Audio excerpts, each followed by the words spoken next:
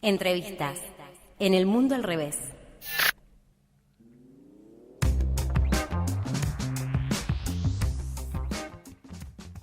Bien, hora de la entrevista aquí en El Mundo al Revés por el aire libre. Vamos a poner en contexto, como bien saben, el domingo 27 de junio se fugaron 8 personas que estaban alojadas en la cárcel de Piñero. Un hecho que expuso algunas situaciones vinculadas al funcionamiento del servicio penitenciario, ¿no? Pero también las decisiones políticas que derivan de ese funcionamiento, y alguien que le puso contexto e historia también a esto fue Hernán Lascano, periodista del diario La Capital, que está en línea para conversar con nosotras. ¿Cómo estás, Hernán? Te saluda Diana Maraciolo. ¿Qué tal, chicas? ¿Cómo les va? Muy Gracias bien. por el llamado. No, por favor, muchas gracias a vos por conversar con nosotras. Un gusto. Antes que nada, contanos principalmente cuáles considerás que son los principales detonantes de lo sucedido en Piñero. Bueno, digamos, acá lo primero que habría que señalar es que se trató de una evasión por completo fuera digamos, de lo histórico, una verdadera situación de ruptura en el sentido de que es la primera vez desde hace por lo menos 30 años. Yo trabajo sobre cuestiones de seguridad pública hace 25 más o menos, y nunca se dio una fuga como la que vivimos hace 10 días, con la irrupción externa de 3 personas que prácticamente copan un sector de la cárcel a tiros después de romper un doble tejido de alambrado y logran, en combinación con las personas que se iban a jugar, efectivamente la evasión, tomando por sorpresa a todo el precario sistema de seguridad del penal, y también, digamos, a la guardia que estaba en las garitas, lo que permite, digamos, una rápida salida de estas 8 personas que se terminan yendo, entre las cuales predomina este individuo, digamos, llamado Moro, el conocido como el Morocho Mancilla, que es el que digamos, habían ido a buscar las 3 personas que irrumpen, con el resultado de que una de ellas muere en el intento por un balazo en la cabeza tirado por la guardia, ¿no? Lo que yo trataba de ver en esa nota es, digamos, cuál es el marco general que tiene al sistema de prisiones de la provincia de Santa Fe en una situación de permanente crisis que ha escalado por algunos factores que han hecho que en los últimos 15 años cambiara muy fuertemente la fisonomía de las cárceles en la provincia, y que tienen 2 aspectos que ahí marcaba en la nota. La primera es la situación de que con el cambio del sistema penal que se altera en el 2014, pasando del juicio escrito al juicio oral, la velocidad de los procedimientos judiciales hicieron que se incrementara la cantidad de prisiones preventivas, también la cantidad de detenciones y el rápido despacho de personas que se les tiene que dar curso y que terminan en cárceles, con el consecuente digamos, con la consecuente objetivo de que se termina, digamos, incrementando la población en un las aumento, principales cárceles. sí.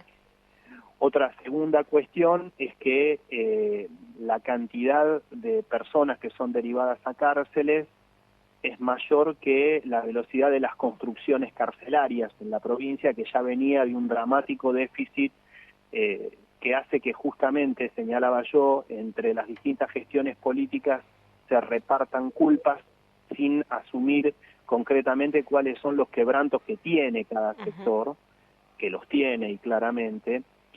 Y el tercer problema que hay es que con esta situación de incremento prácticamente, no diría explosivo, pero sino marcado de la población penitenciaria, se dio otra situación que es el acrecentamiento de un perfil nuevo de una gran cantidad de detenidos, que son justamente los llamados detenidos de alto perfil, que responden, digamos, a esta proliferación de pequeñas bandas en Rosario que tienen la característica de haber sido muy violentas y que implicó para viejas autoridades de un servicio penitenciario rezagado un tremendo y costoso desafío, porque se estaba habituado al control de un determinado perfil de presos y ahora apareció otro de característica mucho más violenta, que hace muy difícil, o por lo menos renovado, el tema de la administración de las prisiones, ¿no?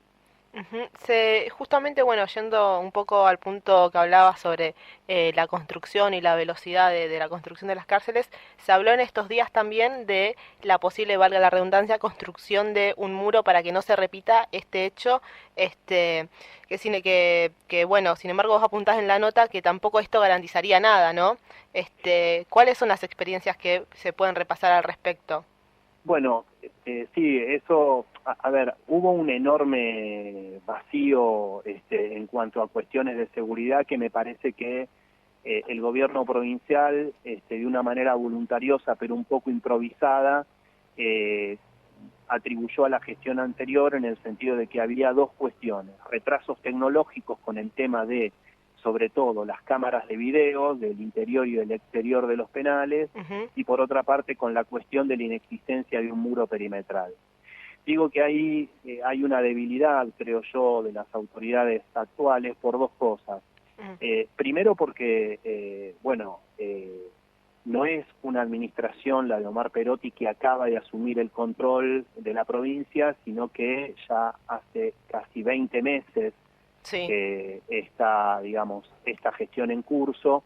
Entonces, si había un problema con el tema de las videocámaras, si había obsolescencia de todo ese material de registro,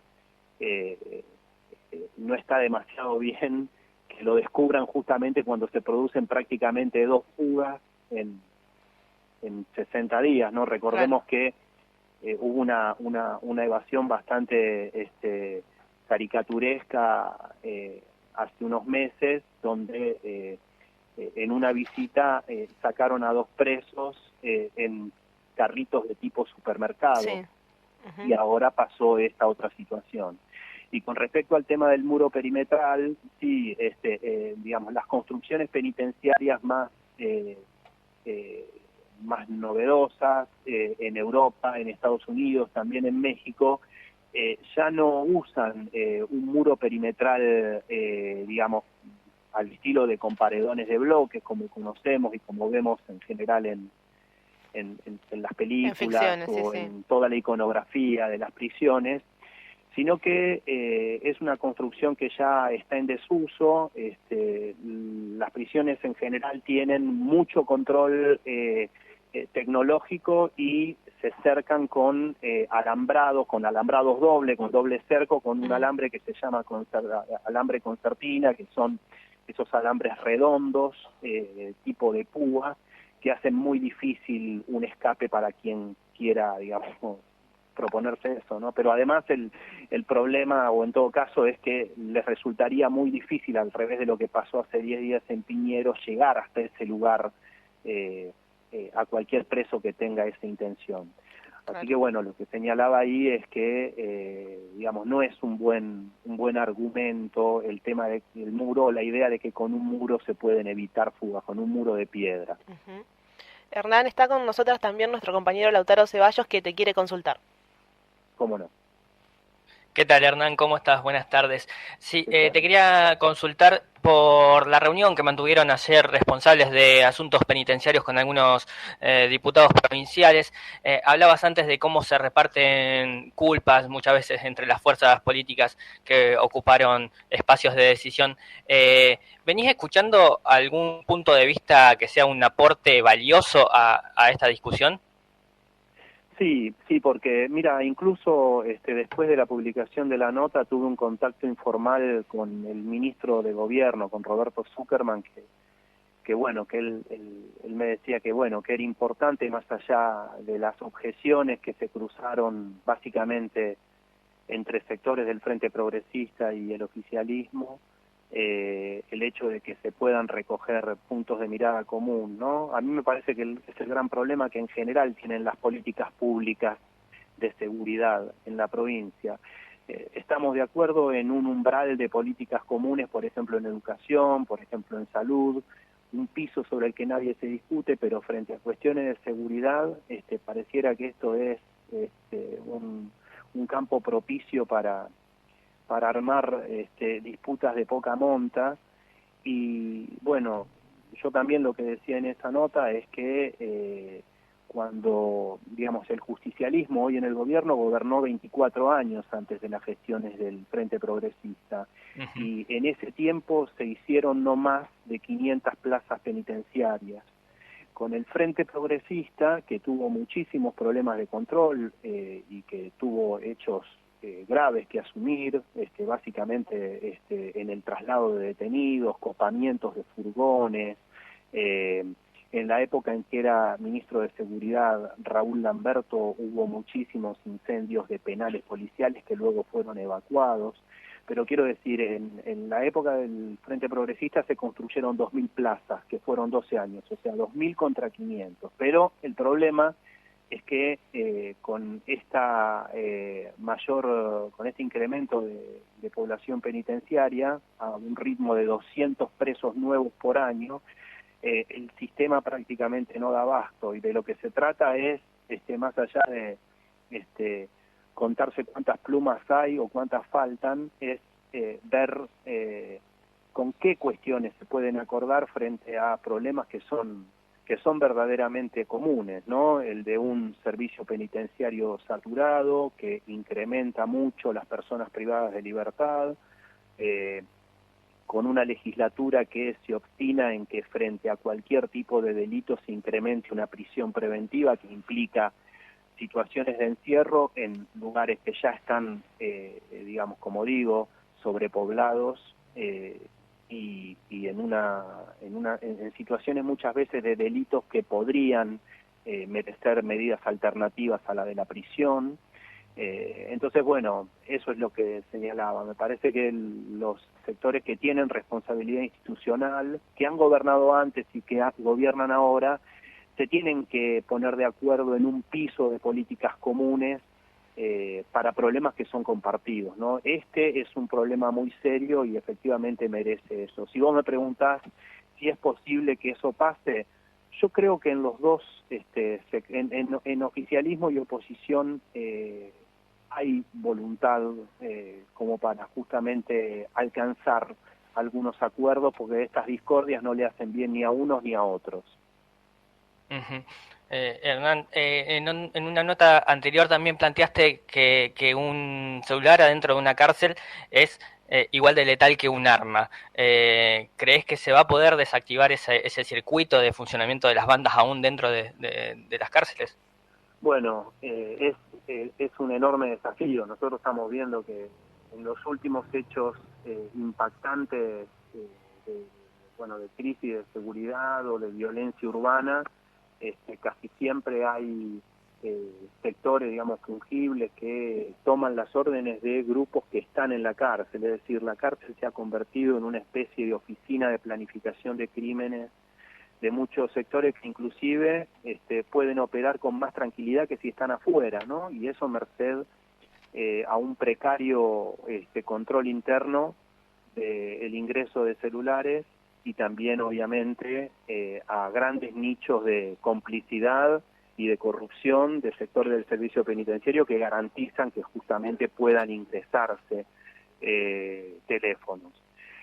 Hechos como muy fuertes, como los últimos atentados a objetivos del Poder Judicial después de la condena a los monos, atentados por sicarios de distintas bandas, de distintas zonas de la ciudad que están conectados a los más importantes líderes criminales locales, han sido casi sin excepción ordenados desde la cárcel. Entonces es muy importante neutralizar estos problemas.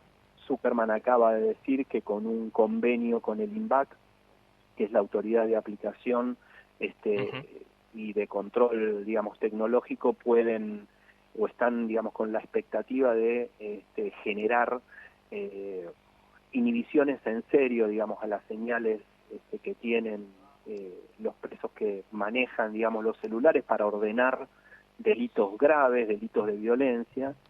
Y me parece que también nos debemos otro debate, que es cuando hoy todo pasa por un celular, es decir, cuando no solamente usamos un celular para conectarnos, sino también para informarnos, para educarnos, no debemos pensar, sin demonizar, que una persona que ya está privada de libertad puede tener a un acceso controlado al uso de un celular, ¿no? Y lo digo pensando en que, digamos, no todas las personas que ordenan este tipo de delitos no es la totalidad de la población carcelaria. Me lo decía un exdirector penitenciario que conozco hace mucho tiempo, digamos, la mayoría de la gente que está encerrada en prisiones no está ordenando crímenes desde adentro.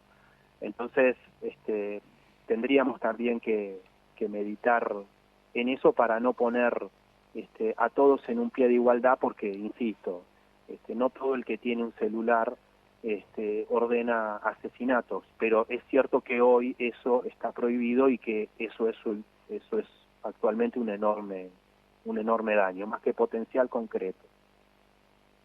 Hernán, vuelvo un poco sobre nuestros pasos y antes hablaste de que la legislatura es muy propensa a esto de promocionar leyes o castigos con prisión preventiva, ¿no? Pero no se da en todos los casos, es más bien una especie de lawfare contra los pobres, ¿no? En otros casos, cuando el involucrado es una persona de poder, en este caso el senador Armando Trasferri, por él te quiero consultar, es mucho más reacia a quitarle los fueros. En las últimas horas se ha declarado inconstitucional esos privilegios del senador Trasferri, se lo puede llamar a indagatoria. ¿Qué lectura haces al respecto? Bueno, yo, independientemente de lo que es la carga probatoria por la cual los fiscales están diciendo que Trasferri debe ser imputado, yo no puedo decir que Trasferri merece estar detenido, cosa que además, obviamente, el fallo del camarista Mascali no dice. Lo que dice el fallo es que, digamos, hay una parte muy significativa en la página 9 donde lo que plantea es que es una desmesura y es, digamos, el asunto central de la racionalidad de su fallo, que si una persona se le detectan delitos presuntos como a Trasferri, si una persona como Trasferri fuera diputado nacional, podría ser imputado delante de un juez, y si es diputado provincial o senador provincial no puede. Lo que es una incongruencia, lo que es una desmesura y lo que rompe el principio de igualdad entre ciudadanos que tenemos todos los mismos derechos y las mismas obligaciones ante la ley, ¿no? Entonces, bueno, sí, efectivamente, el gran problema que tiene el empecinamiento del Senado en no conceder el desafuero es que coloca o genera la idea de una muy fuerte asimetría, de que las personas son distintas y que así deben permanecer, y en nombre de un sistema democrático, ¿no? Porque estas personas son elegidas. Yo creo que eso es un gran quebranto, digamos, que es calamitoso para el régimen político, y que por eso es interesante que el fallo de ayer de este juez de la Cámara Penal, José Luis Mascali, restituya un poco de sentido común, ¿no? La ley debe ser eso y los fallos judiciales deben tener eso, el sentido común. Si todos somos iguales ante la ley, digamos, una persona que está sospechado de un delito y que está sospechado de un delito por el cual están presos un ex fiscal regional de Rosario, un ex fiscal adjunto de Rosario y un empresario capitalista de juego, bueno, que pueda pasar esto y que al mismo tiempo quede como en una especie de burbuja de helio quien está sospechado de conductas parecidas dentro de la misma asociación ilícita presunta no puede estarlo, ¿no? Así que sí, me parece que lo principal que tiene esta resolución es que ubica a un legislador, primero que nada, como un ciudadano común que no debe tener frente a una sospecha tan grave un privilegio. Y frente a esto digo una sola cosa más, fue muy interesante en diciembre cuando se dio el debate del desafuero, el planteo de un colega de bancada, también justicialista, Ricardo Kaufman, senador por Garay, que dijo que ellos no tenían intención de acusar de nada a Trasferri, pero que Trasferri debía presentarse frente a un juez justamente por una cuestión de sanidad democrática, y recordó que un ex gobernador de Córdoba, Eduardo Angelós, a fines de los 80, cuando lo acusaron de un delito, él mismo renunció a sus fueros y se presentó por propia voluntad de un juez para ir a defenderse, y que el argumento fue: no puede ser que una persona que tiene un cargo público, quede sospechada de un delito y omita esa cuestión de ir a defenderse, que es lo que un funcionario público debe hacer. Bien, perfecto, Hernán. Te agradecemos muchísimo la comunicación. Un placer hablar con vos. Un placer también para mí. Un abrazo. Un abrazo grande. Muchas gracias. Chau, chau. Adiós. Ahí hablábamos con el periodista Hernán Lascano, periodista del diario La Capital, que ha hecho una nota realmente interesante sobre lo que fue el hecho ocurrido el 27 de junio, donde se fugaron 8 personas alojadas dentro de la cárcel de Piñero. Quédate ahí que ya seguimos con El Mundo al Revés.